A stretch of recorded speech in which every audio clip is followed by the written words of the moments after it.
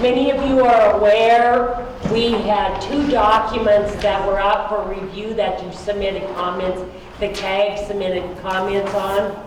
That was the Human Health Risk Assessment for operable units 2 and 3 at the site. And we also had what we call a BEAR work plan, the environment, the ecological work plan for the site. And so fortunately tonight we have 2 toxicologists with us. Steve Merritt from Denver. Steve is heading up the Human Health Risk Assessment for the site. We also have Brian Sanchez. Brian is heading up the ecological risk for the site. So we thought that we know that we received your comments, but we thought maybe there was questions you may have had that you would like our toxicologist to talk to you about in person.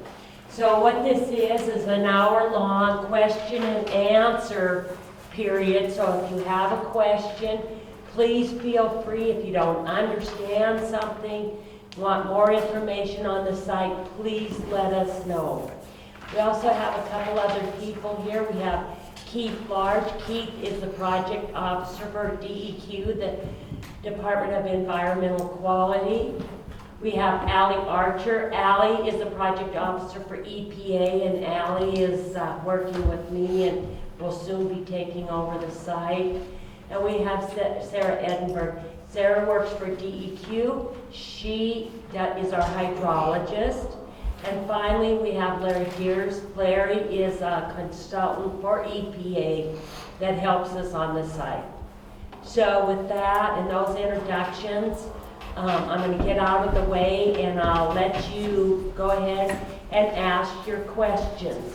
Thank you.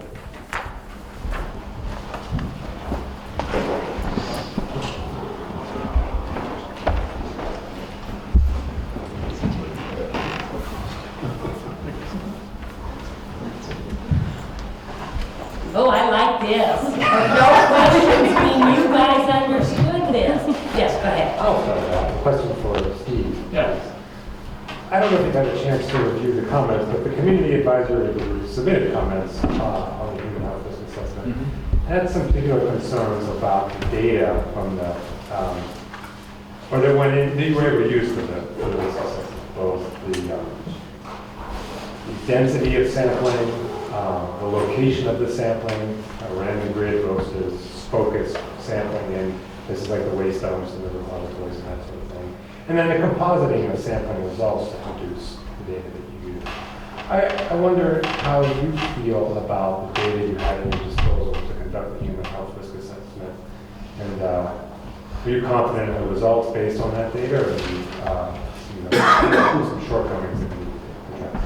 So, I think overall with respect to like OUs 1, 2, and the data that's collected on those, and even, the upland area of OU 3, I feel like we did a pretty good job of getting a fairly robust set of data for the purpose of doing human health risk assessment. We've got groundwater, we've got subsurface, we've got surface soil, and for that part of the data set, I think I'm pretty confident that that represents the exposure pathways that we have and that we put forward in the human health risk assessment.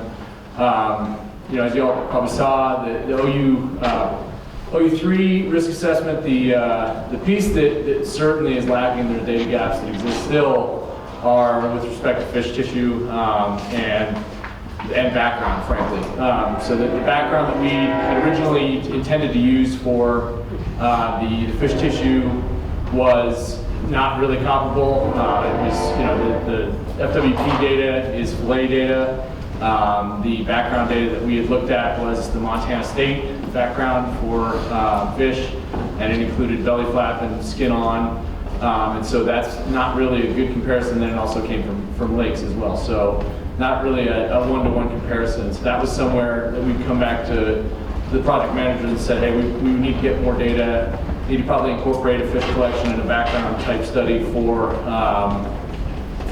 that piece of it and for the Clark Fork River portion of OU3. But for the rest of the the data set, I feel like it's certainly statistically significant enough to be able to assess human health risk and basically capture where we stand. Yes, ma'am. So in OE1, the uncertainty assessment said O'Keefe and Laval surface water samples to the NU2. They took one sample Right. from Laval. So do you really think that's inadequate? Well, that's part of going back with the Vera work plan. The intention is to collect additional surface water data, additional sediment data. They're going to also collect benthics. And so that's going to help refine that. And as I mentioned in the last public meeting, we intend to, every new piece of data that comes in, we're going to add it to the human health risk assessment. We're Are not you going to include a fish survey for those creeks? Because there wasn't one done. You just went off the database and assumed.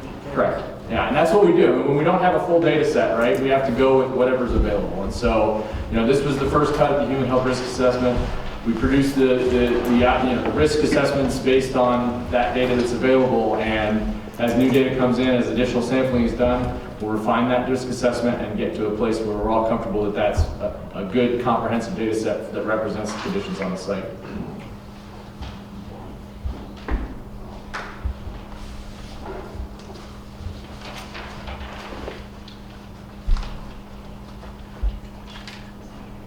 I guess my question is, what is your response to the suggestion that your conceptual model is not the same as what the CAG saw?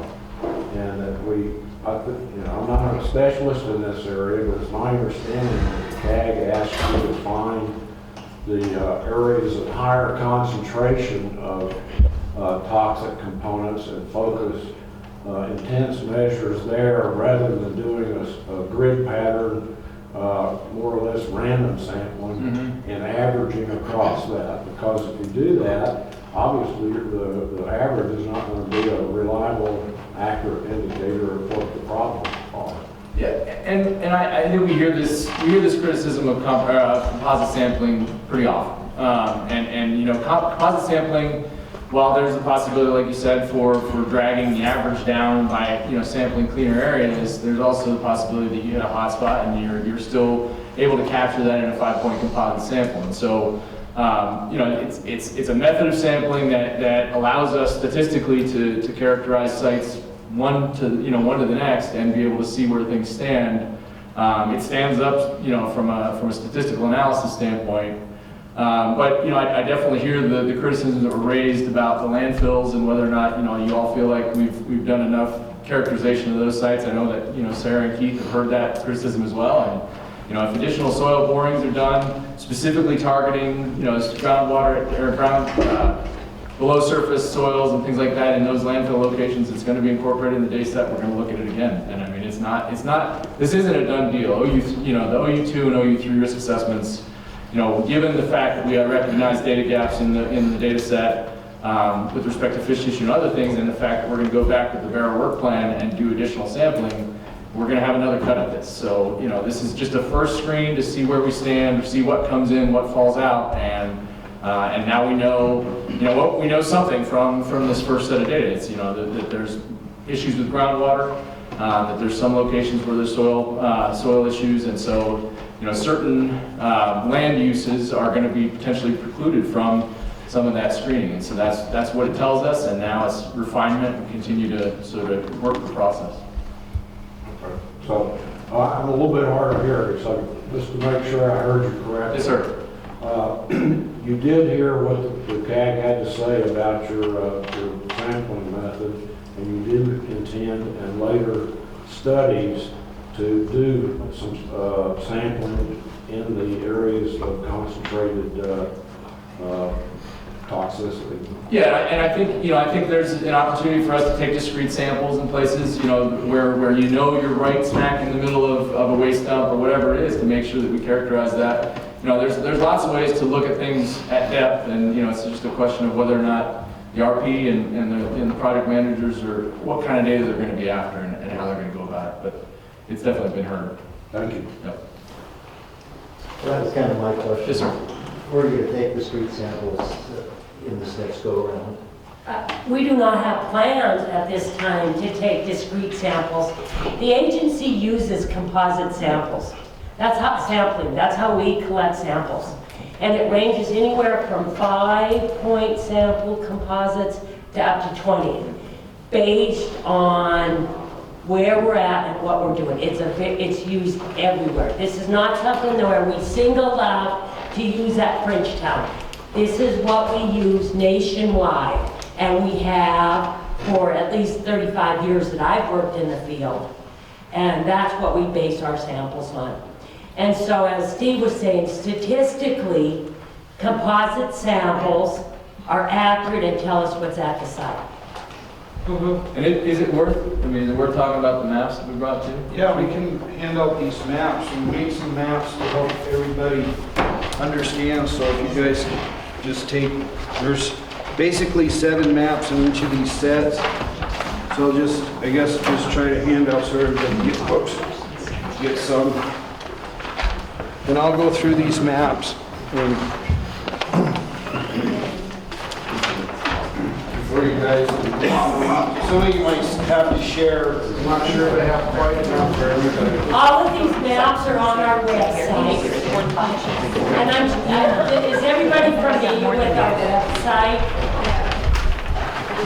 We put all of our data on the website.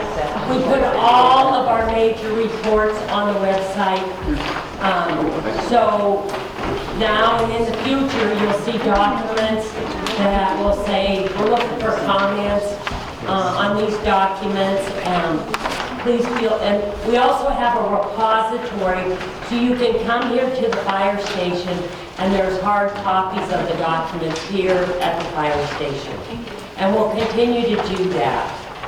So what we did here is, these maps are maps that I'm sure all of you have seen before, coming to meetings at the site. And Keith is going to go through them, but an example when he talks about the soil sampling, so there's one dot on the map, but actually each one of those dots represent 5 samples. So that's how you have to keep that in mind when you're looking at some of this data. So I'm going to let Keith go ahead and talk about these maps. And then if you have any questions while I go through these, don't be afraid to ask. So on this first map right here, this one that you had first, this is from when the EPA did the preliminary assessment report. We started collecting data in late 2010, and then they went on to collect additional data or information in 2011, and they were writing a report. Now, when you do the preliminary assessment, what you're doing is you're looking through all the records of anything you can find out about the site. So this was a map that was produced by EPA's contractor. You can see that it tells you where the sludge ponds were, where the landfills are, where the wastewater treatment was at, and everything. Now, because there's 4 different kinds of waste being managed out here, it's more appropriate to call this a waste management area than just to call it a landfill, because it's not just landfills. It's a combination of different things. If you turn this map over and you look on the map that looks like this will tell you what was going on when the facility shut down. It'll tell you where water was going. It'll tell you where it was coming from. For example, on the very eastern side, you see these black lines. That was the slurry lines coming from the boilers. It was bringing slurry out of the boilers and into the sludge ponds. Then where these red lines start, that starts at the clarifier tank, and that's where the water was coming out of the pulp mill, the paper mill, and that's where the dirty water started its treatment. And then this shows you the flow of how the water was treated on site and through the system.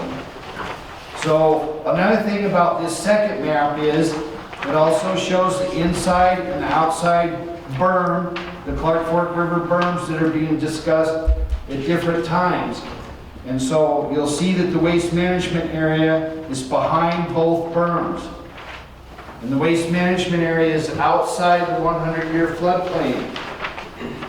So if you go to your next map, you'll see a map that talks about, it's figure 3, and it's called existing monitor wells and water supply. So those are all the monitoring wells on site. And the water supply wells can also be monitored. Most of those are deeper wells, You'll also see in the center of the site, there's 3 yellow wells. Those go down into deep groundwater, and then all the blue ones are in the shallow groundwater. And you'll notice that there's quite a few in the waste management area. But there's over 50 wells on site now, so there's pretty good density of wells for groundwater. So then if you go to the next map, and you turn it over, that's where all the soil samples have been collected between 2014 and 2017. And in the early days of 2014, some of those soil samples are discrete, and then later on, they're composite samples. Now, composite samples are also done at state Superfund sites, and DEQ agrees that in appropriate settings, composite samples are okay to do. This is an argument that's been going on for like 25 to 30 years.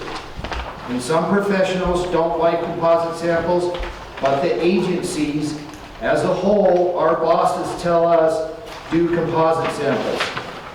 There's no statistical difference. Now, when you're doing all kinds of different studies on different stuff besides a paper mill, composite sampling, for example, FWP collected fish and they composited those fish tissues and sent them in and collected that data. So they too also do composite samples. Sometimes they do individual, and sometimes they do composite.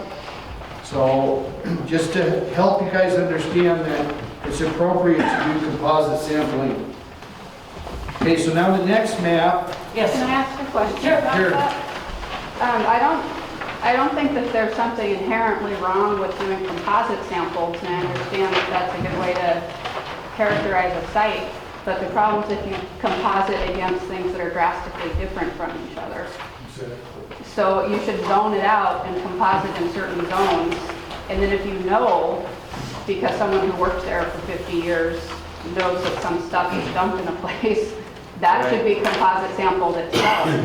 I don't think that, for example, in that fish data, they were compositing things from wildly different places. I mean, and there's a time to composite and a time not to composite. And I also was going to ask earlier, you know, just to say that composite sampling is statistically accurate. I mean, if you're doing it just to characterize a site, then what's the statistical question there? But if you're to do a comparison of one zone to another, there could be big differences. So remember what we're using this data for, right? I mean, the ultimate goal for this site investigation data was to put together a robust enough endpoints for a human health risk assessment, and for determining whether or not someone living on the site, because we don't know what the future land use is going to be, is going to be potentially exposed to soil that's going to be a problem for them, subsoil that's going to be a problem for them, or construction workers, and groundwater that could pose a problem for them if they drill well. And so, with respect to not compositing different areas, each composite is from a discrete particular cell in the disposal process. There wasn't anything that was done where we sampled across a berm or across an impoundment. It was, this sample represents this impoundment, this sample represents this impoundment. And so that's the whole purpose of using composite sampling, is to stay directed and focused on what does this sample represent. You don't want to get one from a agricultural area and then one from a waste cell, because that wouldn't help us from the purpose of a human health risk assessment. And the other thing to remember about the data set that we're trying to put together here is that we, human health risk assessors, take the top 90, the 95th percentile. So what we're doing by that is bringing the number up that we're using for exposure to almost the highest value in the data set. We take and take that 95th percentile value so that 95% of the data set is below that number. So that even if averaging brought it down, or even if we did something weird with compositing, which we didn't do because we were focused on trying to get an accurate composite, that data point that we use for risk assessment values is the highest in that data set. So for all of our subsurface soil in the upland zone in OU1, we looked at the 95th percentile. Similarly with groundwater, similarly with, you know, subsurface soil, whatever it was, whatever that media was, we were looking at, what is the data set telling us conditions are on the site? Okay, that is a helpful response. Then when I look at the pictures, and I think this is what the CIG was talking about in some of the meetings we had since then, is looking at this front one where you have points where the composite samples were taken, is that there aren't any, and I don't know if it's because you randomly picked them. I don't know how you pick these sample sites. Yeah, so look at the date on that map though, too, right? What's the date on that map, that front map? March 12th. Of 2012, right? Yeah. Yeah. So the sample, the map that Keith was just pointing to, that has everything since 2014, this is the data set that we used for the human health risk assessment. This one. It's the one that has all the points in all the different waste management cells, all the subsurface, surface soil, and the sediments. Okay, so on this one, and I thank you for talking through it with me, I appreciate it. I can't tell the relationship of where the landfills are, and the point, I'm not intending to go on Sure, and no. on and dominate, but what the CAG was really concerned about was that you haven't sampled adequately in the landfills. I can't tell from this map, the relation of the landfills, hold on. And then I felt like I just heard Sarah say that there's no intention to take more samples, and so I think that's why people are feeling a little frustrated. So if you take this map, the very first map, and you look at it, you'll see that the waste management area is immediately to the west of OU2, which is on this map, OU2 is in pink. So all these samples right here, just to the west of the pink is where all the waste management area is. So a lot of sampling of soils for the purposes of human health have been taken. And also, if you look at your groundwater map, you'll see that that thing's full of a bunch of monitoring wells. So the bottom line is, what has come out in the draft risk assessment is this. The groundwater underneath the waste management area is contaminated with dioxins and heavy metals. It's got dioxins and 3 types of heavy metals identified in the risk assessment, where the assumption is, and both EPA and DEQ believe, that the source is the waste management area. In other words, the groundwater, probably seasonally, is interacting with the bottom of the oldest historic waste in there. That's how we're getting exceedances of DEQ 7. And how we're getting, so arsenic, cobalt, and manganese are identified in OU3 as having a problem for human health if you drink it. It's not, nobody should be drinking it. You also shouldn't be drinking it because of dioxin. Now what did fall out of the COPEX that were identified was that we're not finding elevated levels of PCBs, mercury, SVOCs or VOCs in the groundwater above DEQ 7 or above the EPA, MCL, or above the screening levels. Because cobalt and manganese are secondary standards, and they don't have the same kind of standards as arsenic and dioxin do. They're a different kind of metal that they're secondary, so, but it almost doesn't matter because the responsible parties are not in disagreement with them. They know, hey, we have exceedances of the standard. That's what's out there. Dioxins and a couple of heavy metals. So the point we're trying to make with this map is, in a bunch of the comment letters, people have been saying, you're not investigating the landfills, you don't know what's in the landfills, blah, blah, blah. That is just not true. This site started, like I said, our DEQ tried to work with the companies to 2010. They didn't want to work with us. So we called up our federal brothers and sisters and asked them to come help us. They did. They did the preliminary assessment. They did the site investigation, which ended up costing $750,000. The state didn't have the money. So they went through all that. So when you look at the letters that were written by EPA clear back in 2011 and the reports that they kicked out to go with this 2012 report, Right on table 1 of the PA, the preliminary assessment, remember I said that's where you study all the paperwork you can get your hands on before you do any kind of sampling. So you look at thousands of pages of stuff. And there's a table 1, and you guys have access to this, and many of you already have it in your hands. As a matter of fact, Peter Nielsen wrote a letter in July of 2016 to DEQ and EPA, wrote to our bosses, and Peter points out that in this letter, this 6-page letter, he has 12 attachments to this letter, including this letter from EPA's contractor. The CAG received that. And you guys have all this. They have it. And so when you read table 1, it starts off primary sludge. That's what was coming out of the paper mill and the pulp mill. And it tells you what kind of contaminants had the potential to be in that sludge and go on its way to the clarifier tank. It talks about general municipal waste. It talks about hog fuel ash out of the boiler, lime kiln and shaker grits, rag wire. It goes on to talk about asbestos insulation, woodyard waste, and then it goes into another subcategory of wastewater liquids, black and green and white liquor, bleaching system waste, cooling water non-contact waste. That would have just been water going through the boiler, not really getting contaminated, just to help keep the boiler cool, not too hot, and then just goes off site. Then it goes into gases. So this is what was coming out of the smokestack.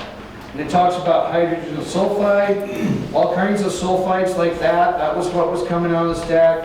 And then sodium sulfide, and ends on the next page. So to believe that EPA and DEQ do not know what's in the waste management area, it's just not correct. We know what's in there. We've been sampling it.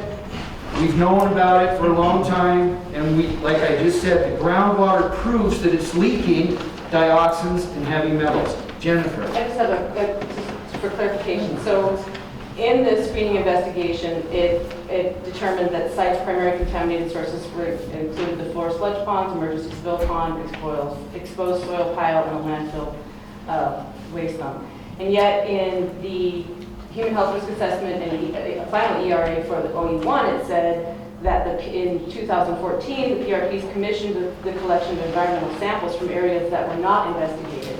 And that for this assessment, attention was focused on that data. So does that mean that 14-15 you guys sampled in different, because it actually looks like in the wastewater storage pond that you didn't sample in the same places, but you're not using that 2011 data to move forward. So I'm wondering what's missing. I mean, Okay, the 2011 data from the PASI, what happened to it was that EPA's contractor screwed up the groundwater data. They didn't follow their own standard operating procedures. So what happened was it becomes a legal argument where the data can't be used in a court of law because it wasn't quite collected right.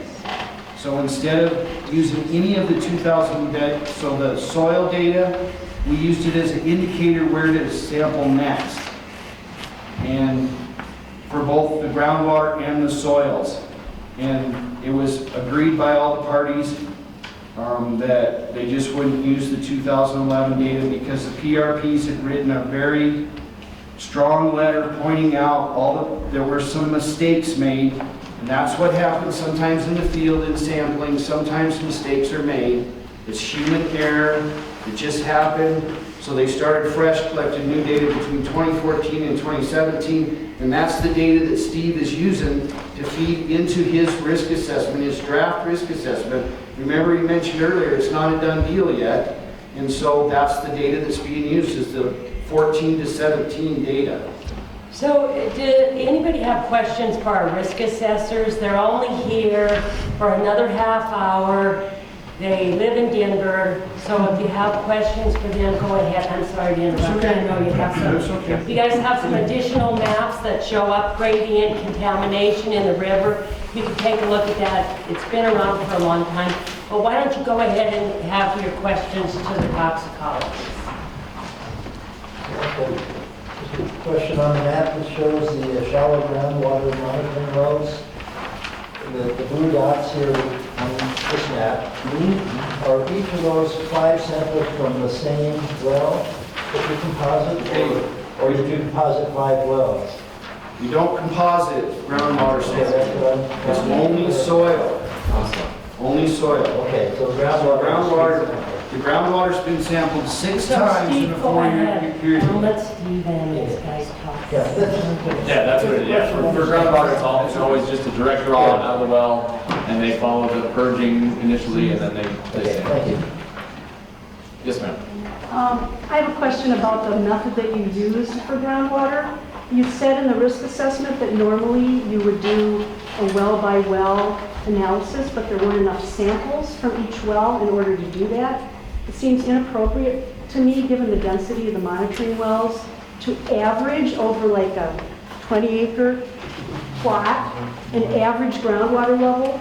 I don't know about you, but I wouldn't want my family to go in and drill a well with maybe one monitoring well per grid, but there really aren't even that. So that was a good. I mean, it was a good discussion that was had amongst the technical group about what is the average size of a homestead or a ranch or whatever in this area, and how would this be zoned? And again, we're all playing hypotheticals in what future land use is.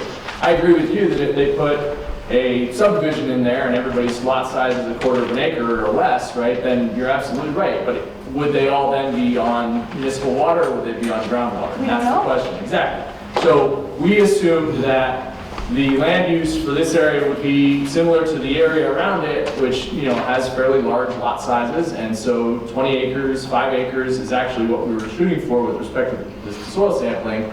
But with respect to the groundwater monitoring, we're looking to see, you know, where is contamination, where is it not, right? And clearly, when we analyze the data, you can see the gradient, you can see where the thing was moving away from the waste management area, as Keith was talking about. And, you know, in some of those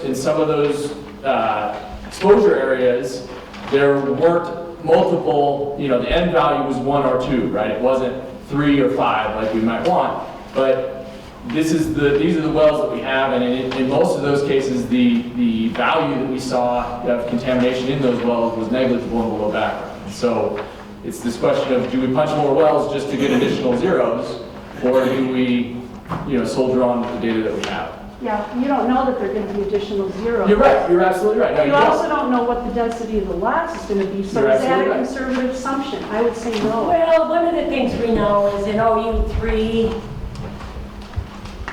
part of that is in the 100-year floodplain, and we've also been told that you would not develop houses in that area. Not- So you don't have to worry about wells and people using wells. And you're saying that's not true? That's not The true. county will let you build? Yep. Yes. So when you That was go, one of the well, comments, Sarah. oh, If you elevate the property out of the floodplain, then you can build there. Well, can't make that assumption. So, but the good news is that with respect to the groundwater wells and the way that we analyzed them with respect to residential development was we brought even the wells that were on the fringe between the floodplain and the upland, we brought them into the upland and evaluated them as upland wells as opposed to, you know, something that can be used as drinking water. Yes, ma'am, or yes, sir. Oh, so I just want to get a sense of scale for this map, because it's a big area. And I don't know if the map really kind of communicates that, but like, how big is landfill A on this map? I know Which one are you asking about? landfill A, the first map. Landfill A, it's probably in the I mean, I know where to go and look it up and get the exact acres for it. But it looks to me, compared to the rest of it, it's probably about 20 acres. So how many soil samples from that landfill were See, taken? if you look on the soils. Kind of like previous comments, I'm trying to like compare the two maps. To me, it looks like there's one red. Right in the middle of Right, and there looks like there's one red and one on the edge. So here's the deal. Oh, I'm not done with my question. Okay, go ahead. So you have 10 acres, landfill A. Keith, you just said that you know what's in you know what the contents of all those landfills are. So I just want to know kind of what's in that landfill after you took one sample. And these weren't regulated landfills, they're actually dumps. So we don't, I mean, we can look at the little comments and what people said they might have put in there, but they weren't inspected, they weren't regulated. And then with one sample at one depth, you don't know. You don't know what's in the bottom of that landfill, and that's just one 10-acre, Keep in mind, 20-acre dump. the goal is not to characterize the landfills, the goal is to find contamination that might be leaking out of the site. If we were to find a lot more contamination, then we would hone in on where the sources may be, but we're not there yet. And again, the risk assessment, the conclusion of the risk assessment pointed back to the solid waste disposal area, or the solid waste management area, to say, hey, there's a problem here. We have a problem in groundwater, we have a problem in subsurface soil. Those are areas that need to be addressed during the remediation, and that's going to be a discussion and a decision for down the road. But we had to look first at the risk assessment to see what the data was telling us statistically, and where do we fall on the acceptable or unacceptable risk range, and in all of these cases, it was in an unacceptable risk range. So that tells us, hey, this is where we got to focus. But the data, I mean, to look at the data and then make a risk assessment, you've already picked out your COPCs, and you've already calculated these hazard quotients based on what you've tested on site. Right. So why not continue to do a remedial investigation? That would then inform a site-specific model for a risk assessment, instead of doing a risk assessment and then do add-on. COPC selection is part of the risk assessment process. So as I mentioned before, any additional data we get, we're going to run it again. If new data that comes in, subsurface, surface soil, whatever it is, right? All of the barrel work plan soil, or all the barrel work plan data, we're going to start from the beginning. What does our data set say? What's the 95th percentile? What's that new value for all of our contaminants of concern? How does that compare to our risk levels or our risk values for that particular contaminant? And how does the data set compare to background? We do that for every single time we run a risk assessment. It starts at that. It starts at looking at the data set and then figuring out what falls out and what stays in as a contaminant of concern. So if for some reason we go back in and sample subsurface and find a new contaminant of concern, that would then follow that same process through. What does the data set say? What's our 95th percentile? How does that compare to our risk-based concentration? And then from there, how does that compare to background? If it's exceeding the risk-based concentration, and if it exceeds background, that becomes another contaminant of potential concern that gets carried through the risk calculation. But you won't find data if you don't look for it. So it doesn't sound like there's a plan to look at deep soil data in historic dumps where there are literally almost millions of pounds of old waste. Right, but what we've already found is that there are concerns in that particular area. So remediation is likely to take place in some form or another to keep human health risks from happening at that location. That's what the human health risk assessment is for. We exceeded an acceptable risk level for these areas, in subsurface and in groundwater. There's a problem there.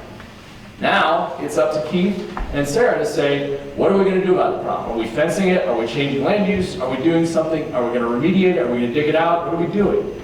And that's a discussion for the next phase of this. So there's going to be more sampling of the dumps? I mean, it sounds like Keith thinks he knows what's at the bottom, so we don't need to sample. If you're going to do remediation, you're going to have to do additional sampling to delineate where exactly it is. We've now started to zero in on this is where our contamination is, this is where our concern is, this is the risk drivers of the site are at these locations, and we're seeing these are our contaminants of potential concern. Now, what are we going to do about it is the next question that has to be answered in the next phase of the remedial investigation. Is that something you can speak to, Keith? What's next? Well, I think from what I'm hearing tonight, when I've read the comments letters, I think people are getting confused on exactly how much information the agencies know about what's in the dumps. There's thousands of pages of information about what's in the dumps. The county has thousands of pages, the state does, and EPA acquired a lot of documentation from the companies because the companies were required by law to turn it over when they were asked. There's a difference between sampling waste. Like, if we go to the garbage can over here, why would we sample it when we know what's in the garbage can? We know that everybody's throwing their pop cans and stuff in there. In these particular sludge ponds, we know which one have ash in them that came from the boilers. We know which ones have municipal waste. There's a convoluted history of what happened out there in those ponds and in those dumps. There was no regulation, hardly any regulation when they started in 1957. It wasn't until later, until like the early 80s, when the federal government passed the Clean Air and Clean Water Act in 1970, Then the state slowly caught up with their regulations, and then the state was monitoring and paying attention. They had asked for a Class 2 landfill and they were denied because it was too close to groundwater in the river. So they had to start taking any Class 2 waste and shipping it off-site. They have to understand that there was a period of time, probably 25 years, where there was no regulation. So we've gone down, we have a real good idea how deep the waste is. The PASI report that EPA did says it's 138 acres. Slowly over time, the acreage is magically increased to 160 acres. I'm not sure how, I don't care. I'm not going to argue with you about it. If it's 160 acres, the rough estimate is there's probably about 4 million cubic yards of multiple different kinds of waste out there. The bottom line, like Steve and I have both said more than once tonight, we know that the waste is leaking to groundwater. There's contamination going to groundwater. It's not a good thing. That's probably because they're unlined ponds. But we're not far enough in the process to make a decision on where we're going to go with this long-term at the site. But the risk assessments start to tell us, don't drink the groundwater. So here we are, we have about 20 minutes. We have our toxicologist here from Denver. Are there any questions you'd like to ask them about human health or ecological risks? So it sounds like the state has thousands of pages of data about what the toxins are in the landfills. And I just wonder if there's been, as any part of this, is that summarized somewhere? Because it sounds like it's in a different set of data. And is that just not part of this particular thing that you're working on? That's part of the question. The other question is it possible for that, does that exist as a summarized report somewhere? Because I think the CAG would be interested in It's it. summarized in the preliminary assessment report done by EPA in 2011. And their final report was issued in 2012. And if you want all the pages of information, we've compiled it all into one place. The state will give it all the information the RCRA program has, the solid waste program.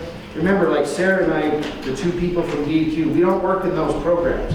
But we've met with those people, we've talked to them, we've given up the information. It's all available if you guys want it. But to answer your question with respect to how is that being used in the human health risk assessment, the answer is it's not. We focused the sampling effort to put the data sets together in order to characterize the site, subsurface, surface, sediments, that kind of thing. And we got enough sampling data from that to be able to reinforce the fact that we knew there were landfills there. We found them in the data. They represent, the data, the human health risk assessment says there's a problem here that's not going to let you put houses on this because it's not a good thing for people to be drinking water from this, from this groundwater aquifer. And that then informs the next step, which is the remedial investigation and the feasibility study of how we're going to actually clean it up or address that. Yes, sir. For the contaminants that are in the groundwater that you were saying, what's the likelihood and then time frame for those to shift downstream? I'm not a hydrogeologist. That's a good question. I mean, it's a really good question. I'm not a hydrogeologist, so I can't really tell you that. I don't know how fast this aquifer is moving. We did get from the RP's hydrogeologist a little bit of a rundown of what the deep aquifer is doing, what the shallow aquifer is doing, and I think that's something that we probably ought to try and do is one, what I hear from you all saying is you don't have a lot of confidence that we sampled the right things with respect to landfills. Is that accurate characterization from the comments and from what the concerns are tonight? Yeah. And then the other question is how fast is groundwater affecting things downstream? And I think we can do a better job to paint that picture, whether it's a 3D visualization or something like that that'll help us to show you, hey, this is where this data points to this particular landfill.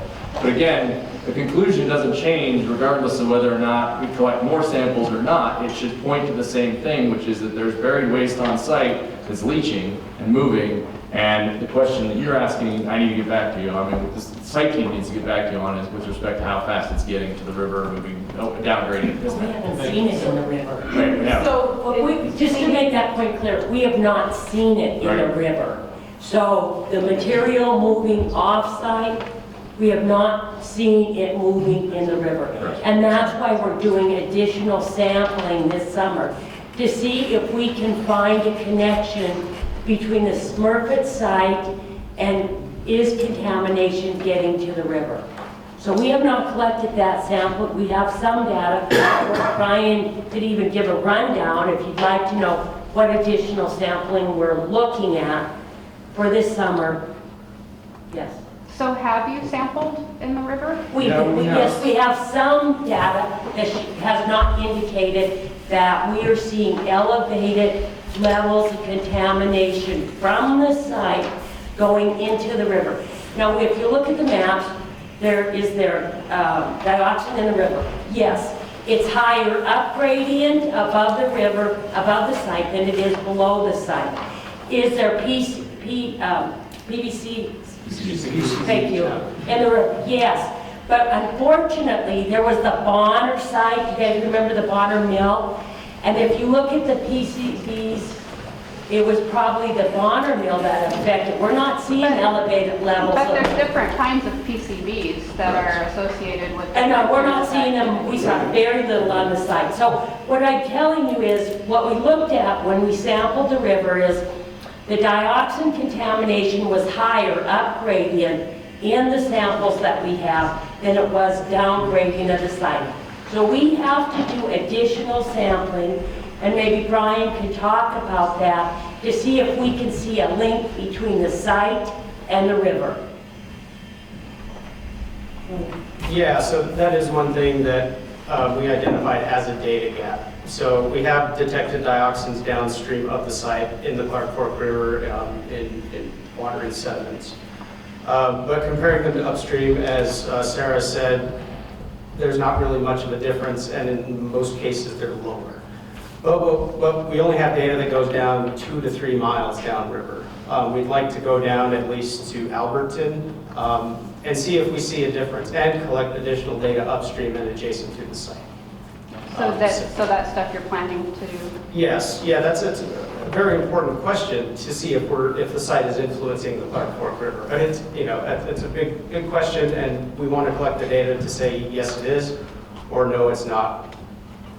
And it's important to also point out here with respect to the data upstream versus downstream. As I mentioned before, any new data, we're going to run through the screening, the whole process again. We're going to look at the 95th percentile, we're going to look at how it compares to the risk screen level, and then we're going to look at how it compares to background. So for each media, for each contaminant, we do that process. And so in soils, for example, the background for dioxin was below the values that we were seeing in the dumps or other locations where we had a risk range for that. In the river, however, because background was so high in the river, upstream and downstream, that background compare basically makes that contaminant fall out of the risk screening process, because we can't dictate that that's additional risk coming from the site. It's an attribution problem that goes back to, okay, if we can't tie it to the site, we can't do anything about it with respect to the source and remediation that goes with it.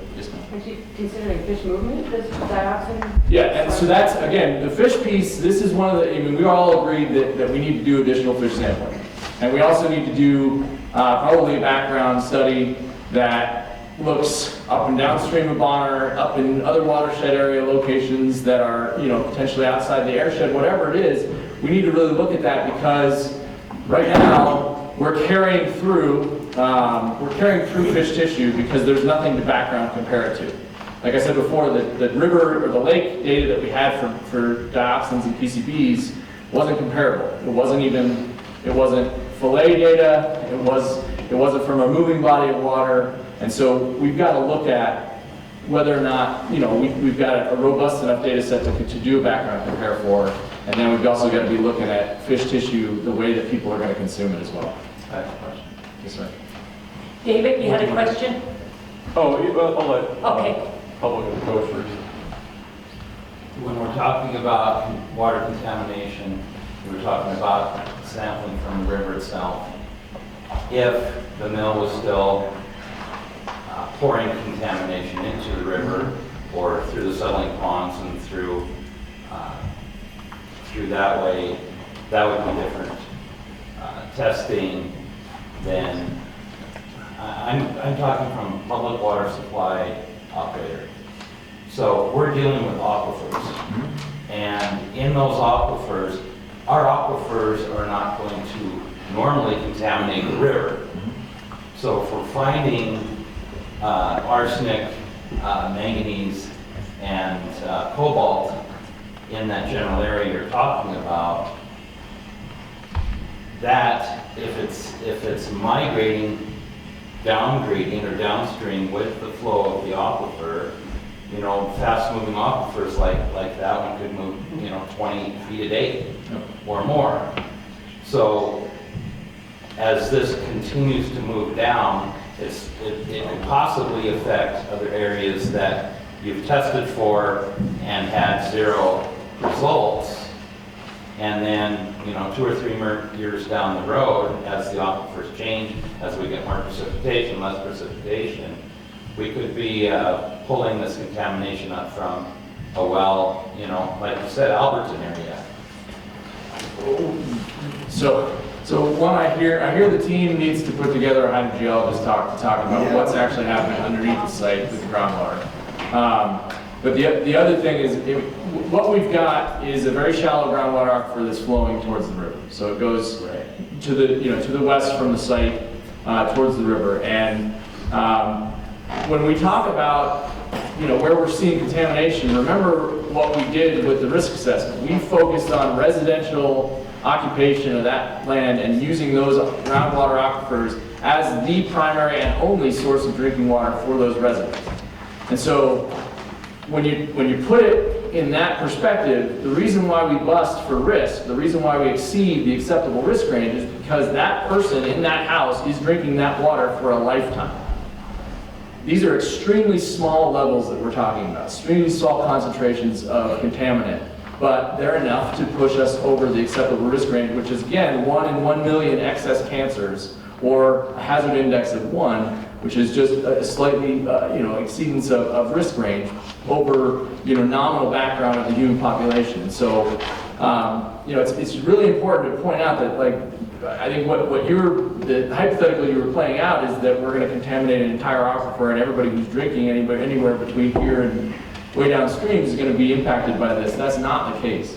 These are going to, if you're talking about a seriously fast-moving aquifer, you're going to have dilution effects. You're going to have other things that are going to, basically dilute that concentration and create a situation that is less hazardous. Well, just a few years ago, the EPA next contamination limit on arsenic was 50. Mm-hmm. It was lowered to 10. Mm-hmm. They're talking about lowering it down again. Right. And so when you're talking about small, tiny, minute amount of contamination, we're finding out arsenic's really bad, and the ultimate EPA MCL limit is, the goal is 0. And so if we're getting any in there, that's contaminant that's very hard to remove. Right, and again, but it's coming from somewhere. Right. We know where it's coming from. We have data to support that we know where it's coming from. And now the question to Keith and Sarah is, what are we going to do about it? And that's that next step. Are you finding that in the deep samples or the surface shallower samples? Shallower flow.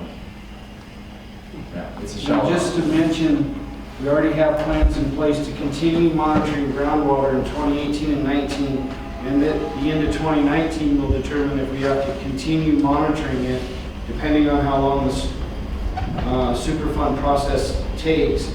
I can envision groundwater monitoring happening at this site for a long, long time to come. We're still monitoring at Milltown. The arsenic plume at Milltown is not gone.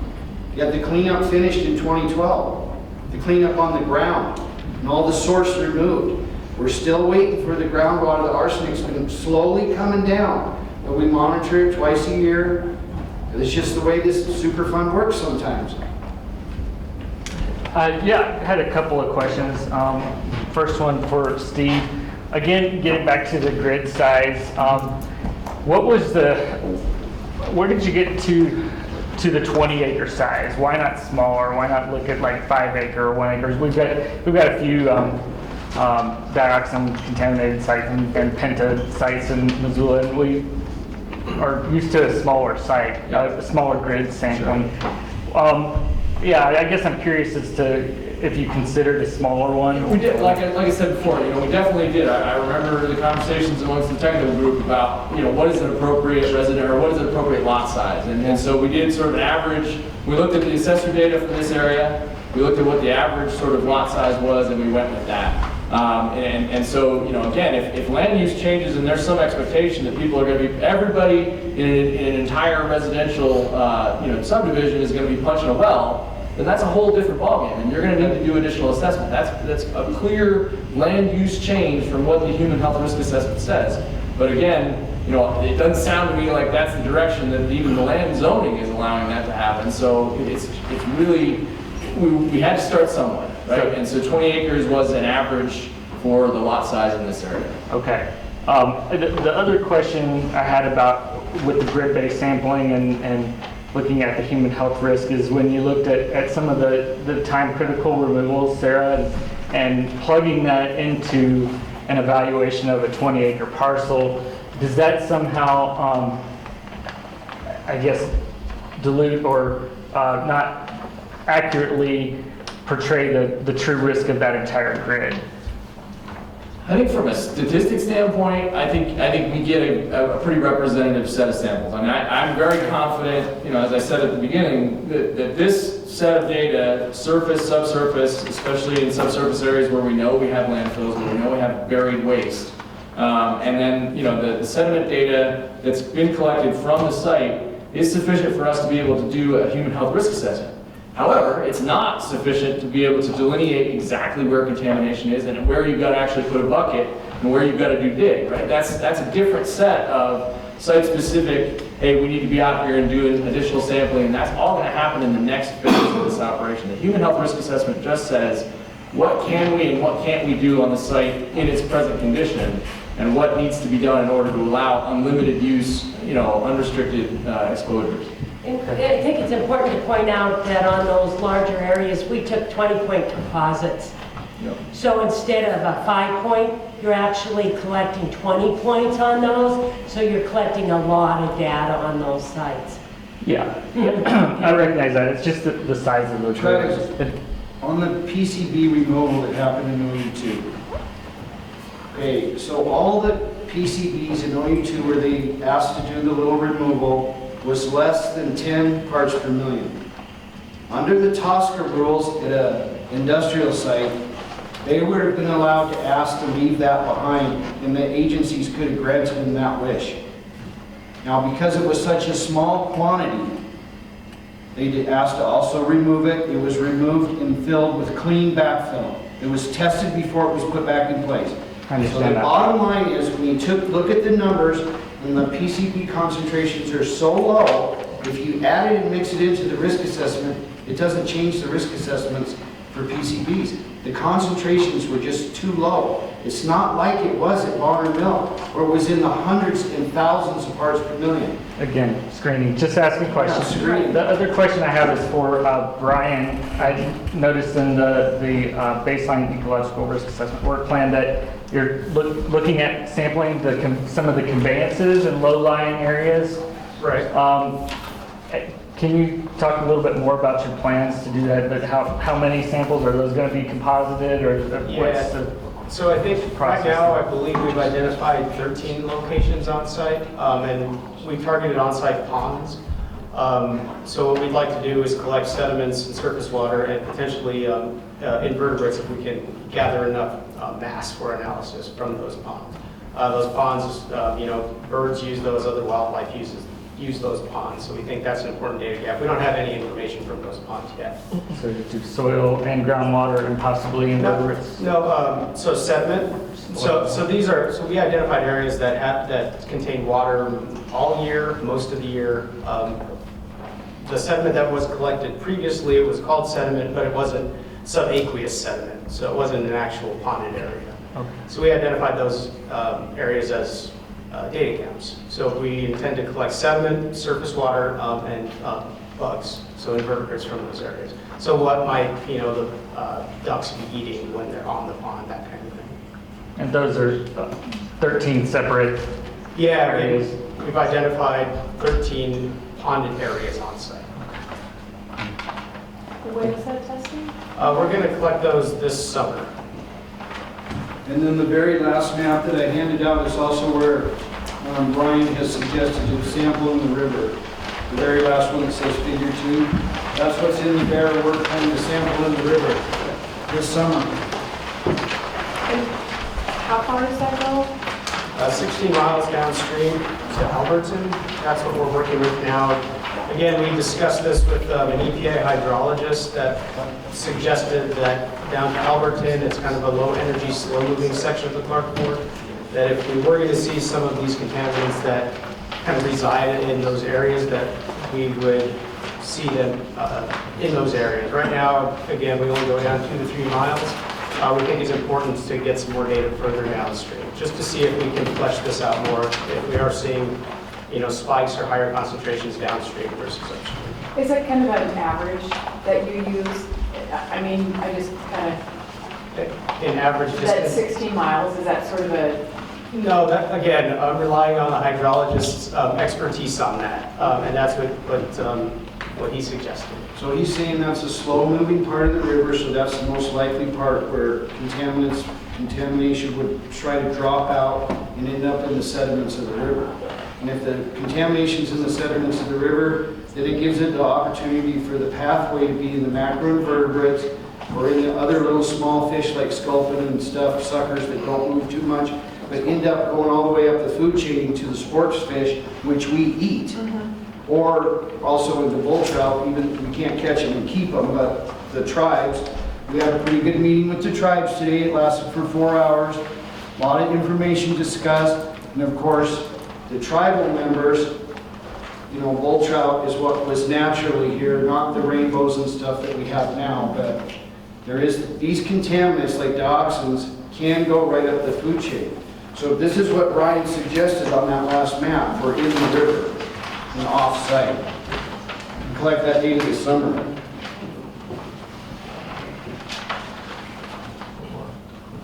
So because there were some PCBs and some remediation, I'm wondering if we might want to take a look at the Northwest Energy Substation soils, just that.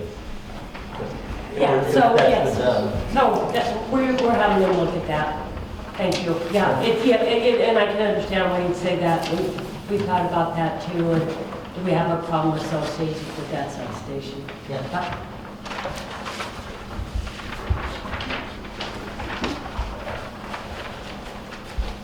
just have one question.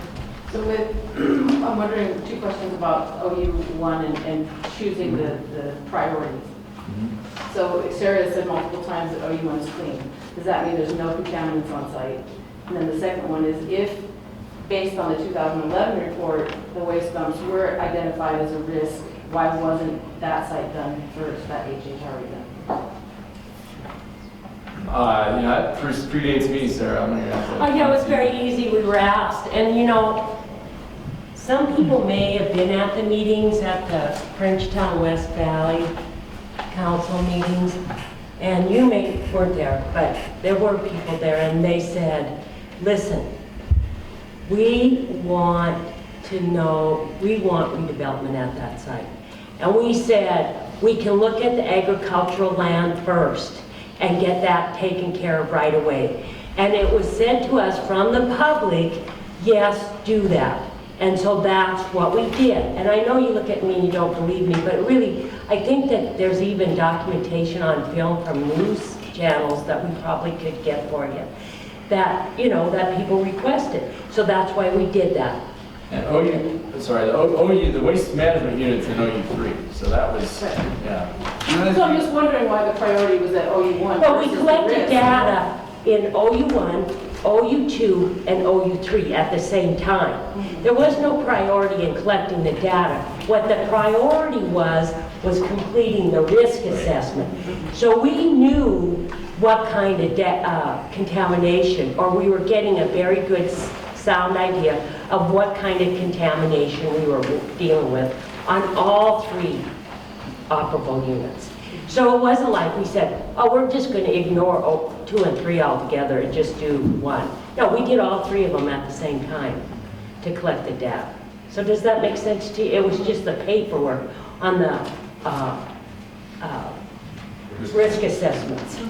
So the second question was that you say it's clean. Does that mean there is no contamination? Because I looked at the HHRE, it suggests that there is contamination there. It's just below the. It's below the acceptable risk range. Yeah, it's below the risk. It seems, And we have to Again, have a risk. Go Yeah, ahead. well, on the OU1, and I'll have to go refresh my own memory because I've been so focused on OU2 and 3, but on the OU1, there wasn't an expectation that we were going to redevelop that for residential use. We were going to do things that were inherently riskier from a human health standpoint. We were going to do things like redevelop it as an industrial or like commercial, and so it's going to be a different exposure pathway and a lower exposure amount for future users of that property versus OU2 and 3, which had agriculture and which had residential exposures to go with them. And so it goes back to land use, and it goes back to, okay, we're gonna do it in the sequence that, the risk managers tell us to do it. And we got one contractor between Brian and I that's trying to do all this Also, stuff. So. with OU1, the ecological risk came out, and it showed there was very little risk there of potential risk almost for selenium. But, you can go to a field or a lot right over here less than a block away, and you're gonna sample it, and you could probably find levels not much different than that ag in OU1. The other thing about OU1, it didn't have a creek or a water body in it. So that is easy to, when you don't have a creek running through it, it's a little Keith bit and easier. Laval are both located. But we considered them in OU2. Because it actually borders the line. So they were addressed in the risk assessment, the ecological risk assessment for OU1. Yes. We are carrying them through and going to conduct a risk assessment on them for OU2 and OU3. We don't have a whole lot of data for O'Keefe and Laval, as you know. And so we are also proposing to collect more sediment, surface water, and benthic macro invertebrate data from O'Keefe and Laval. So we're going to conduct that risk assessment within OU2 and OU3. FWP folks, do you want to? Well, yeah, I didn't want to take time away from public comment, but it was going to figure 2, and this also relates to what Sarah was talking about before. And the scale at which the sampling here is proposed is not really appropriate to the operations of the mill for decades, the likely transport of these sediments downstream, and the operation. I mean, the upriver, what are ostensibly here upriver controls, are really influenced by the site in one way or another from airborne deposition or otherwise. Downstream, I'd like to know why 16 miles was considered the terminus of any downstream sediment transport. Logical place would be Knoxon Reservoir, storage reservoir downstream. Yes, certainly one, perhaps site number 1, site number 4 or 5 may occur in depositional areas, but those are really annual depositional areas that get turned over annually. And they don't really reflect the decades of use of the site. As an industrial site where discharge was unpermitted for a long time. It was directly, operations were directly discharging, water to the river, and then even after treatment, direct discharge to the river occurred. And even when direct discharge wasn't occurring, you had groundwater leaching through the site. Why 16 miles is one question, and why isn't any further downstream sampling occurring, or further upstream sampling occurring? Yeah, so upstream, we are certainly considering that. Downstream, again, the hydrologist suggested that would be a good point to sample too, to see if we see spikes. I do think it is a good, I think that CFR1 is a nice sample location. Okay. And you could probably, take fewer samples upstream, but there's no reason to stop there. I think First we have to, David, as I said before, first we have to find contamination from the site getting in the river. That's why we're sampling, upgrading at the site. Well, I don't think you're sampling adequately upgrading to show true background levels. But that's not a background study. Those 5 or 6 samples there aren't a background study. But they're not, yeah. No, it's simply a set of data that goes along with potentially capturing fish upstream, sediments upstream, any deposition things that you're talking about. We still have to figure out the background piece of this. Trevor. So I guess, just on that same point, in 1957, You know, are we a fisheries biologist that documented fish kills 25 miles downstream? Those weren't fish that were floating downstream, those were documented fish kills at that site. So that alone already puts that level at the 25-mile mark. That was at year That was year one of operations. So that's, I guess that's a starting point. You know, what was the cause of the fish kill? Was it temperature? Was it? No, it's not temperature. Was it DO? Let me ask you guys, I don't want to be confrontational with either one of you. I worked with you a long time, but the truth of the matter is, do you have data to prove it wasn't temperature? Do you have data to prove it wasn't DO? So, okay, yeah, actually. If you have the data, that's great. Well, no, I was just going to pose the question right back to you. I mean, 25 miles downstream, these fish were in cages. You probably know the quantity that was being discharged, quantity of water. You probably could figure out the discharge of the river. So you tell me how it was could have possibly been temperature that would cause acute mortality 25 miles downstream of the source. Okay, well, David, let me remind you that EPA and DEQ's mission is slightly different than the trustees. Our mission is to determine what's going on the site right now. Is there contamination coming off the site right now? If there is, how do we remediate and stop it? How do we stop contamination going to the environment that's going to harm human health and the environment? What you're talking about, and you've got a valid argument, David, don't get me wrong, but that's what the Natural Resource Trustees, if injury happened to the river in the past, you guys have to come up with the data, you have to come up with the information so they can move forward with that claim. And as you well know, there was always money issues. EPA we were having trouble with the PRPs, blah, blah, blah. The last legislative session, money was given to NRD so they could start their investigation and pay for it themselves, instead of waiting to get the PRPs or EPA to pay for it. So I hope that this summer, NRD is putting together a sampling plan, because the truth of the matter is, if we have contamination down in Thompson Falls and Knoxon, the state has an obligation to find that out and start figuring out what we're going to do about it. And then, can we prove we can tie it back to this site? So it is almost 6:45. We're through at 6:30. Does anybody else have any questions for our toxicologist before we end? Go ahead, Deb. One quick question. Sure. I just wondered why in the site conceptual models you didn't consider the possibility of a major flood event eroding sediments.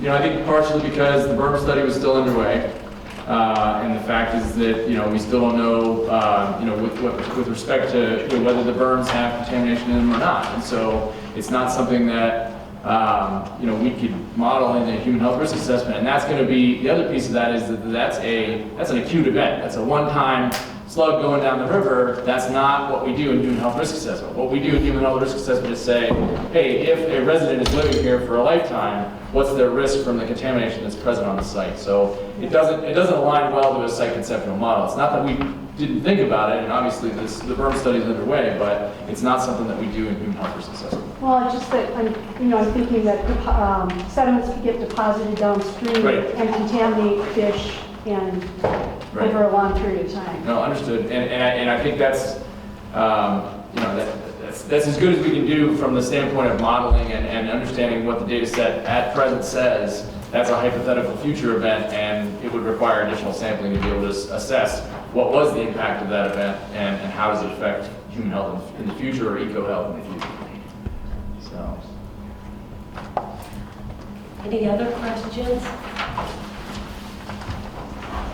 Well, we were here last Thursday night. We're here today. We're going to be back. We're going to be putting responses to comments. We are meeting with the trustees to see what they're going to do on a natural resource damage claim. We're going to talk to them about the Bonner site and PCBs in the Clark Fork River. We will be putting together our work plan for sampling, which will come out for review and comment. When that document comes out, everybody says, oh, you're so mean about things. I'm going to tell you it's going to have a 2-week turnaround time because we are not missing sampling this year on the river. And I know everybody's like, well, get the documents out sooner. It isn't working that way, but you will have 2 weeks to comment on that work plan. We're probably going to see it at the end of May. Yeah, maybe mid-June, I think. for public Mid-June? comment. And then we would be doing that sampling in July. So we are going to give you a chance to look at that. We will be doing a site visit on Thursday, March 10th, excuse me, May 10th. May 10th. That's the tentative date, May 10th. That, and I got to get that cleared, but I'm pretty sure. And we're looking at 1:30 in the afternoon. We would meet at the site at 1:30, and if anybody has interest to go with us to look at the site, you're more than welcome. Any other questions? Thank you so much. We really appreciate it. Thank you. Yeah, okay. No.